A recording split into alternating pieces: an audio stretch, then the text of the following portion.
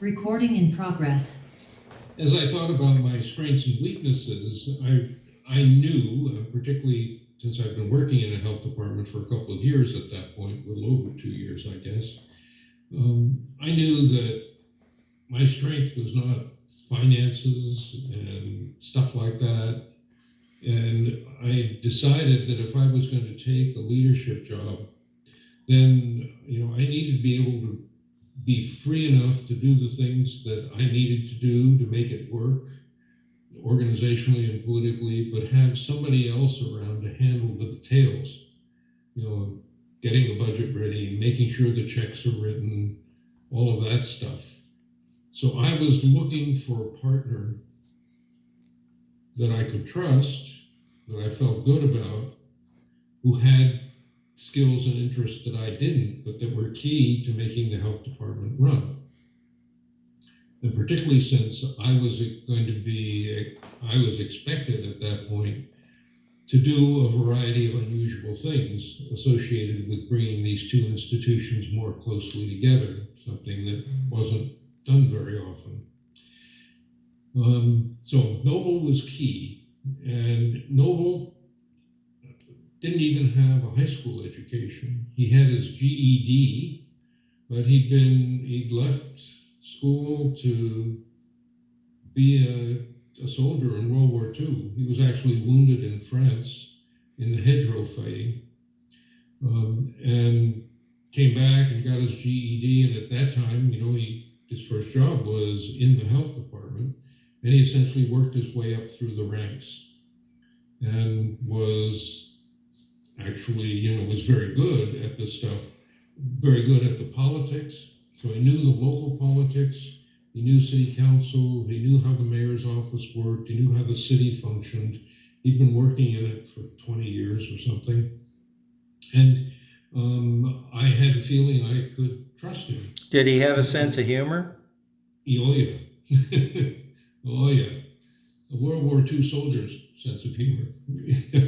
And yeah, we got along really very, very well. And we learned to trust each other completely. The folks that you were befriended by, that the fellow that had the businesses, what kind of food did they feed you? They took us to Portage Country Club. They're not normally cooks or their idea of entertaining was Portage Country Club. Did they have a dog? They had a dog at that time. Yeah, a small, maybe 35, 40 pound. I don't remember what kind it was. I remember it was kind of hairy and black. Yeah. But I think a mongrel. Mm-hmm. They had 2 kids. They were in high school at that point, or high school and junior high, I guess, when we were here. So it was sort of normal.